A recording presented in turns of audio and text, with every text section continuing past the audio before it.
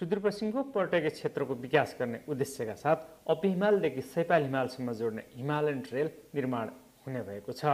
यो ट्रेल निर्माण भएसँगै सुदूरपश्चिमको पर्यटन क्षेत्रमा मात्र नभएर नेपालकै पर्यटन क्षेत्रमा ठूलो बदलाव आउने आशा गरिएको छ। पर्यटन क्षेत्रको विकास र विस्तारसँगै यस क्षेत्रमा नौलो आयाम थप्नका लागि पनि हिमालयन ट्रेल महत्त्वपूर्ण हुने आशा गरिएको छ। अपी हिमाल गाउँपालिका, सुरमा गाउँपालिका, सैपाल गाउँपालिकाको सहकार्य र नेपाल पर्यटन बोर्डको सहयोगमा पदमार्ग निर्माण हुने भएको हो।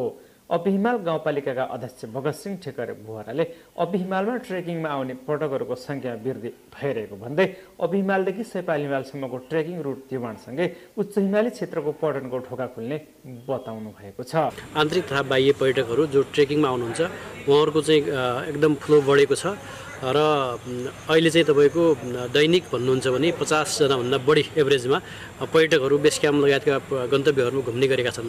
तर अब त्यो गन्तव्यलाई अबको समयमा चाहिँ व्यवस्थित र गुणस्तरीय गन्तव्य बनाउनको लागि हामीले प्रयास गर्नुपर्नेछ। नेपाल पर्यटन बोर्डका वरिष्ठ प्रबन्धक खड्ग विक्रम शाहले सुदूरपश्चिममा स्थापित ट्रेकिङ रुट नभएका कारण अपीदेखि सैपालसम्मको ट्रेकिङ रुट निर्माण गर्ने योजना रहेको भन्दै यसको राम्रो सम्भावना समेत रहेको बताउनु भएको छ। यहाँ त्यस्तो एउटा स्थापित ट्रेकिङ रुट नभएको सन्दर्भमा अपीदेखि सैपालसम्मको जुन उच्च हिमाली क्षेत्रमा रहेको विभिन्न जुन क्षेत्र छ, भूगोल छ, यो सबैलाई समेटेर पर्यटकहरूलाई आकर्षित गर्न सकिने सम्भावना भएको हुनाले यहाँ चाहिँ एउटा पदयात्रा मार्गको परिकल्पना गरिएको हो र त्यसको विकास कसरी गर्ने भन्ने सन्दर्भमा स्थानीय पालिकाहरूसँग हामीले यो छलफल कार्यक्रम अगाडि बढाएका छौँ। नाटा सुदूरपश्चिमका अध्यक्ष पदम विक्रम सिंहले सुदूरपश्चिममा पर्यटनको राम्रो सम्भावना रहेको भन्दै तिनै तहको सरकारले यसमा गम्भीर हुनुपर्ने बताउनु भएको छ। पहिलो कुरा त सुदूरपश्चिमको सम्भावना भनेकै पर्यटन हो र यो विषयमा हामी लामो समयदेखि हामी क्रियाशील छौँ।